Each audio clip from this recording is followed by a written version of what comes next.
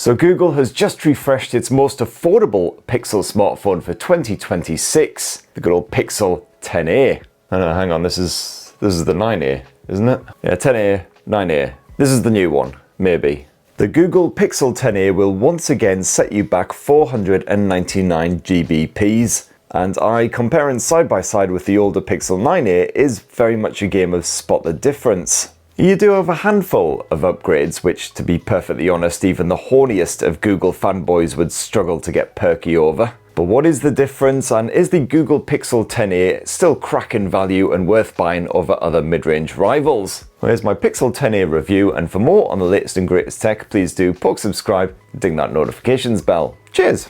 Alright, so let's start with the design, and putting these two side by side, can you tell off the bat which one is the Pixel 10a? Well, the answer is they're in chronological order, so Pixel 9a on the left, the fresher Pixel 10a here on the right.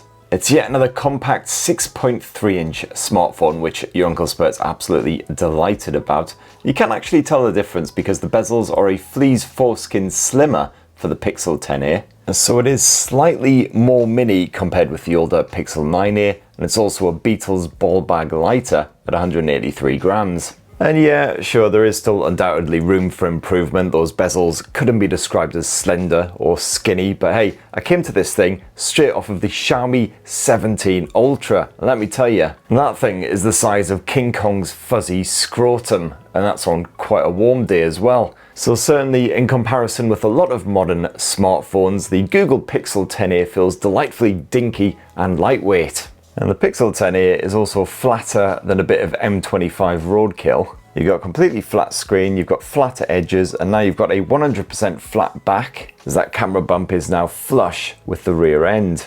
Whereas here on the old Pixel 9a, it basically jutted out all of like a millimeter.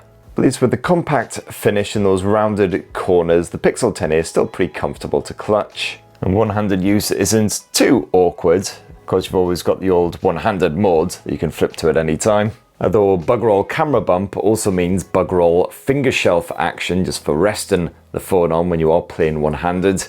Unlike, of course, the Pixel 10 smartphones with that lovely horizontal bar. But that's not all for the design enhancements for this generation, because Google has also finally ripped out that old Gorilla Glass 3 and replaced it with a Gorilla Glass 7i screen coating. That's fantastic news because the 7i stuff is highly scratch resistant. I've got some smartphones that have had 7i that I've been using for months, just chucking in bags, slipping into pockets with other smartphones that have been grinding up against each other and everything, and they're still in perfect nick. You've once again got a metal frame, which is always great to see on a mid-ranger, gives it more premium vibes. And then that back end is mostly, once again, recycled plastics, 81% to be precise. It's a matte finish, keeps reasonably clean, doesn't get too grubby or greasy with lots of fondling, and easy enough to clean up if it does get a bit mucky. Again, you've got a couple of poppy colour options which aren't too dissimilar from the previous generation. This here lavender model, slightly deeper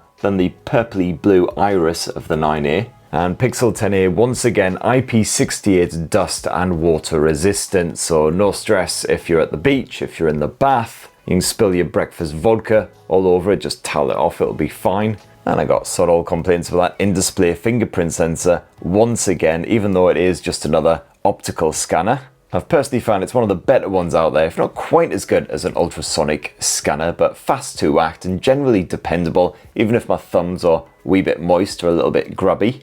You do also have Face Unlock as a backup, and that does support secure apps such as banking apps. And while we're on that subject as well, you do have Google's Titan M2 chipset once again stuffed into this thing to keep all of your privates private. Just think of it as a kind of a secure vault for your biometrics and other bits.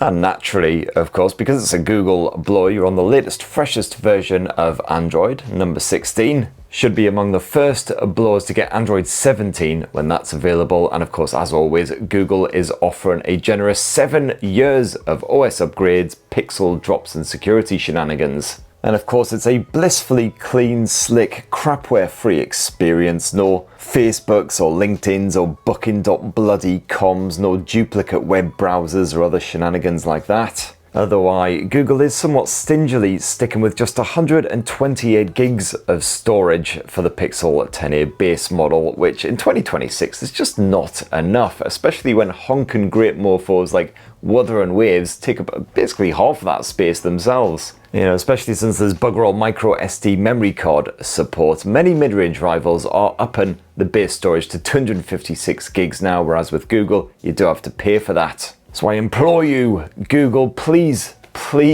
sort it out for the next generation, mate, eh?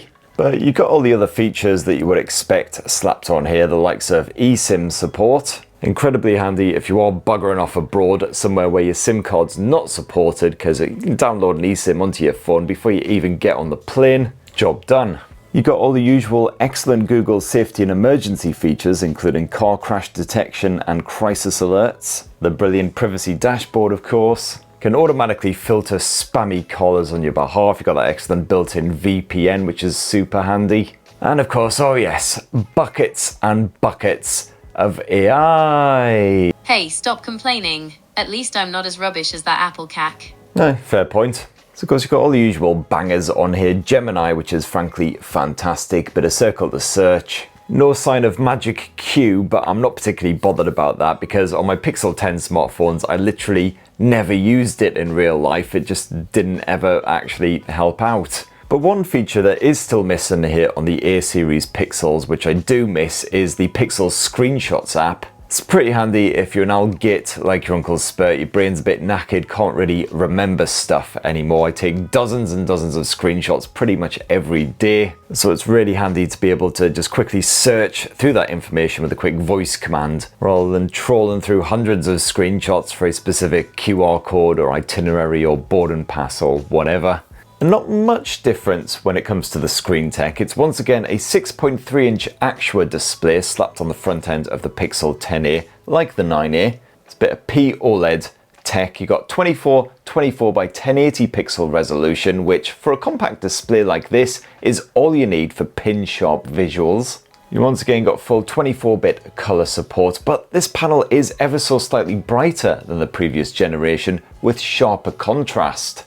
You can see the difference when you compare them side by side. You've just got slightly deeper blacks, more gradient effect here on the Pixel 10a. And you'll actually see if you jump into the display settings, you do now have an enhanced HDR brightness option here on the Pixel 10a, which was missing on the old 9a.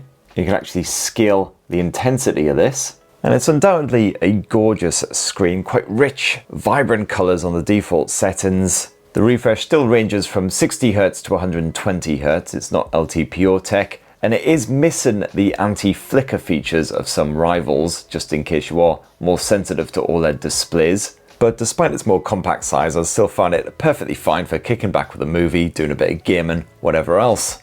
You once again have yourself a stereo speaker setup here on the Pixel 10a, just as pleasingly loud as on the old 9a. But I don't know, maybe it's my knackered old lugs, but it didn't sound quite as bassy as the old Pixel 9a one. It seems like they've sort of refined the clarity a little bit, but it's also lost something in those lows. So, you know, your action movies and such forth don't sound quite as beefy and meaty and gristly. But hey, personally, when I am watching something, or certainly when I'm listening to music, I do prefer just chucking on some Bluetooth headphones and enjoying it that way, and the wireless streaming absolutely fine. But what is particularly baffling about the Pixel 10a is that Google has once again wedged that old Tensor G4 chipset in here, rather than upgrading to the fresher Tensor G5, which was stuffed into the Pixel 10 flagships. And certainly an interesting move, which means you further struggle to differentiate between the old 9a, which used the Tensor G4, and the Pixel 10a. You know, certainly you can't moan about it as far as the everyday running is concerned. You're not silky smooth. But certainly if you are a gamer, you'll want to look elsewhere, because it's far from the greatest experience here on the Pixel 10a. For one, Wuthering Waves wouldn't actually ever log me in for some reason, despite the fact that it's been absolutely fine on other phones that I've been using, so not sure what that's all about. And so I turned instead to that old classic Genshin Impact, and I did try as usual bumping up the graphics settings to the highest levels, and I played here on the Pixel 10a with just about good enough performance. The frame rate barely hit the 60 FPS limit, of course. It mostly hung around the sort of low 50s to high 40s. but did fairly often also noticeably dip into the 20s or 30s, kind of stumbling a wee bit, while still remaining playable. And the good news though is that the Pixel 10a does get a wee bit warm with prolonged play, but I never felt it properly heating up. Although this is in the UK in February during a cold snap. And yes, I'm indoors, but I've knocked the heating right down. I'm staying warm the classic British way. Good old booze. So would it get a wee bit more toasty in the African savannah? Say yes, probably, but the Pixel 9a is generally fine for heat management, so I would expect the same from the 10a, as it's basically the same tech. Oh, and yes, you do have the usual simple basic Pixel gaming modes on here. A few barebone features like an FPS counter, do not disturb, and the ability to live stream to YouTube. So not much, but better than out. And I was pleased to see that Google has at least upgraded the old 5300 modem to the fresher 5400, even though I didn't really have any connectivity issues with that old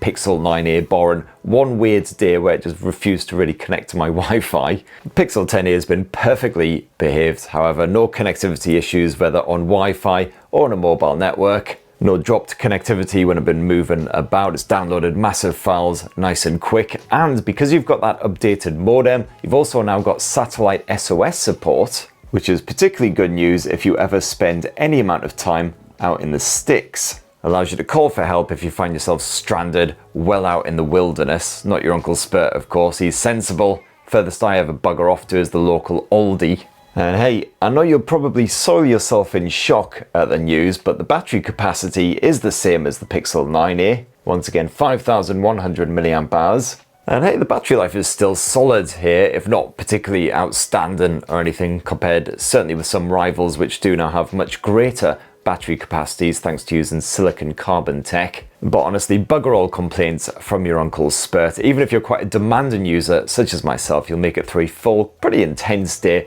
on a single charge, no worries. That's with like 6-7 hours of screen on time, plenty of video chatting, camera play, bit of Android Auto action. Though yes, Pixel 10a not quite as impressive when it comes to gaming, because if you are playing the likes of Genshin Impact on those highest graphics settings non-stop, you can expect little more than 3 hours of action for this thing's stony coldy dead.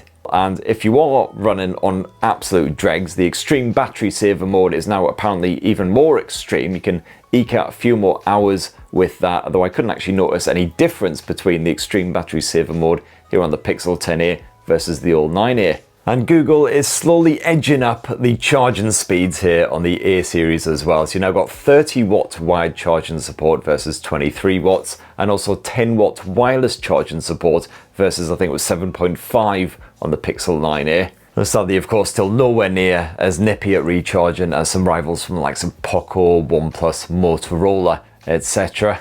And you might want to hold on to something, because you'll never guess what, when it comes to the camera tech, it's the same as before. Yep, you've once again got yourself a 48 megapixel primary shooter. It's a quad PD sensor, 1/2 inch, and that is backed by your 13 megapixel ultra wide shooter. It's your regular Google Pixel camera app, which I really like because it's just easy to get on with, simple point and shoot shenanigans. You've got a small selection of extra modes you can choose from, the likes of portrait mode, for instance. You can do a long exposure if you want to, or a bit of panorama, of course. And most of the time, thanks to Google's excellent image processing smarts, you'll simply be pointing the phone at something and then tapping the shutter button, but you can piddle around with the likes of the exposure levels if you want to, and the shadows as well if you're looking for a particular bit of dramatic flair.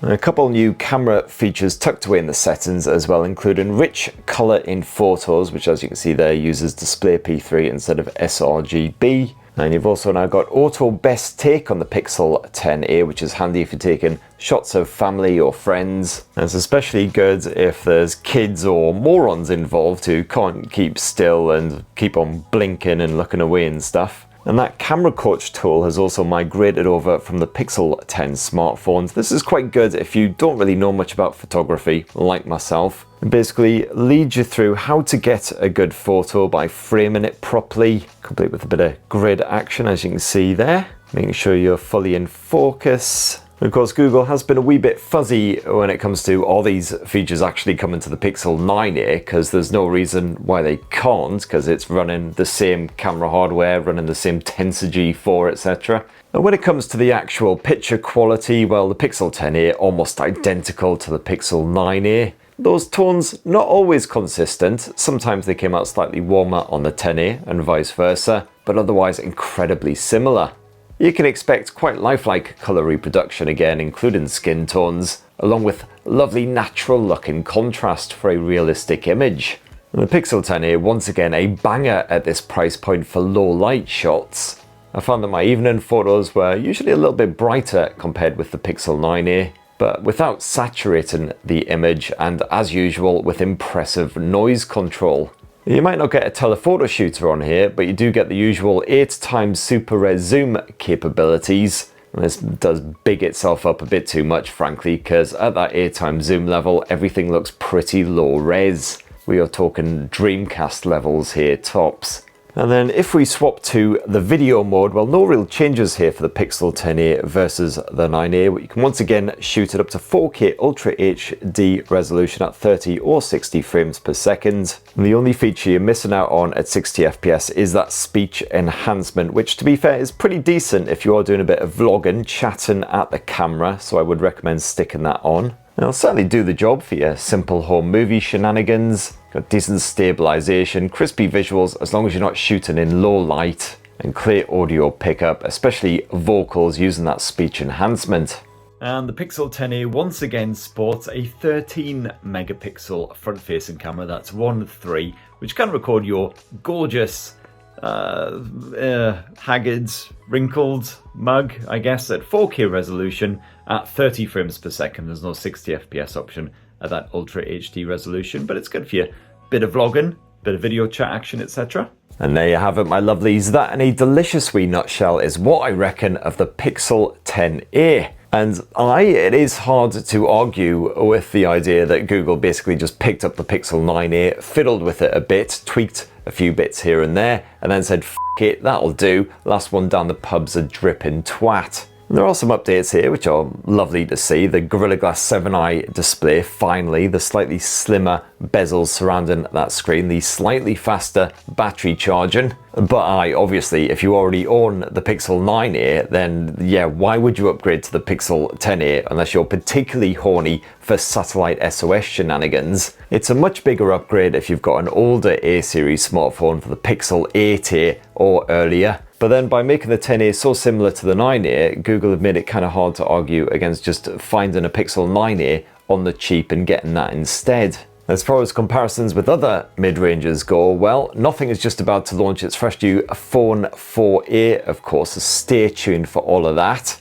But if smartphone photography is a big thing for you, the Pixel 10a is certainly still one of the very best out there, if not really much different from the Pixel 9a. And certainly you will find other mid-range rivals out there from the likes of Poco, which do boast bigger capacity batteries with faster charging and also better gaming performance if you're into all of that. Anyway, that's what this hungover northern knobhead reckons of the Pixel 10a, but great to hear what you're thinking down in the comments below. Please do poke subscribe and ding that notifications bell for more on the latest and greatest tech, and have yourselves a ruddy, wonderful rest of the week. Cheers everybody, love you all.